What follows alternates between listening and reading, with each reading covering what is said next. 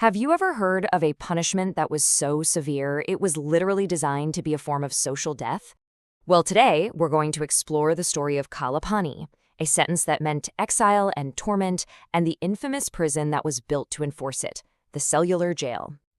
So the term itself, Pani, is just chilling. It translates to dark waters or the water of death. And you have to understand, this wasn't just about being imprisoned. For an Indian freedom fighter, this sentence meant you were exiled across the ocean, completely cut off from your homeland, your family, your entire world. It was a way to permanently sever every single one of your social ties. So let's really dig in and first understand what this punishment truly meant and, of course, where it all took place. The destination for these prisoners was the Andaman Islands. I mean, we're talking about a really remote archipelago. And the British chose this spot for a reason: its isolation. It was the perfect place to dump political prisoners, far, far away from the Indian mainland. The thinking was their revolutionary ideas couldn't spread, and their spirits could be broken in total solitude. And right there, on these islands, the British built what can only be described as a machine for despair. It was the physical embodiment of the Pani punishment. This was the Cellular Jail. So the whole idea of using the Andamans as a penal colony really kicked off after the Indian Rebellion of 1857. But it wasn't until 1896 that construction started on this purpose-built fortress of solitude. It took a full decade to complete, and by 1906, this massive, imposing structure was ready, designed with one goal in mind: to crush the will of India's freedom fighters. And this is the part you really need to get. The jail's architecture wasn't just about keeping people locked up. No, it was a carefully engineered weapon of psychological warfare. It was designed from the ground up for absolute total isolation and mental torment. The design of the prison was really unique and cruel. It had 7 wings, and they all radiated out from a central watchtower, just like the spokes of a bicycle wheel. This layout was incredibly efficient, allowing just a few guards in the tower to watch hundreds of prisoners without ever having to leave their post. And inside those 7 wings were a staggering 693 solitary cells. The whole thing was constructed so that a prisoner in one cell could never see or communicate with any other prisoner. They were just completely and utterly alone. Can you just imagine being locked in one of these? Each cell was tiny, only about 13 by 7 feet. The only link to the outside world was a single, small vent high up on the back wall, totally out of reach. It was basically a concrete box designed to break a person's spirit. You know, the prison's design was the foundation for its cruelty. But now we're going to turn to the truly dark chapter of what actually happened inside those walls, where that psychological torment was matched by some unimaginable physical torture. For the prisoners, life was just a constant cycle of dehumanization. They were forced into back-breaking labor. The most famous, or infamous, was at the oil mill, the coal hoo.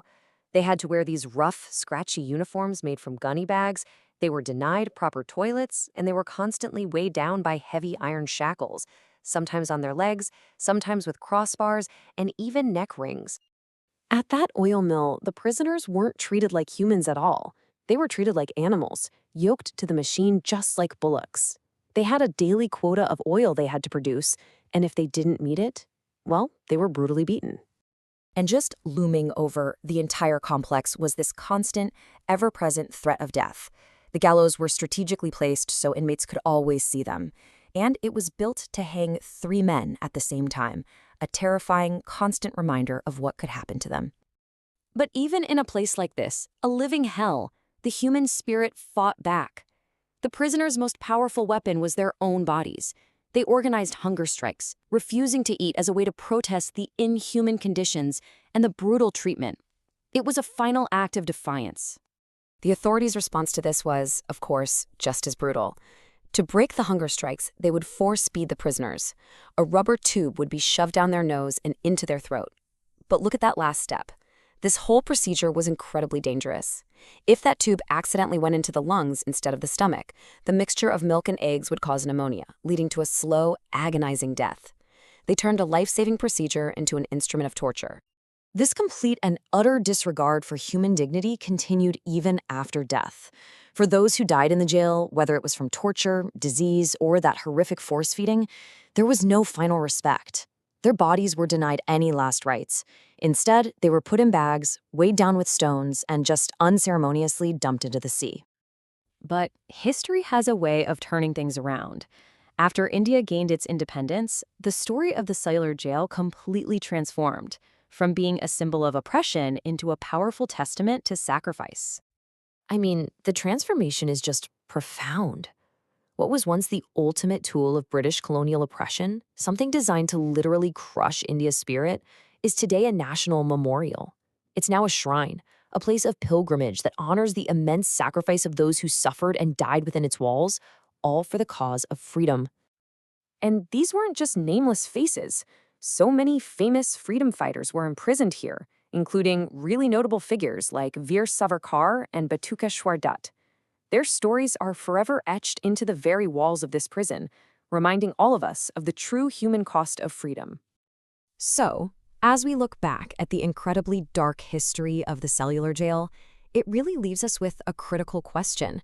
This place is a monument to both unimaginable cruelty and, at the same time, an unbreakable human spirit.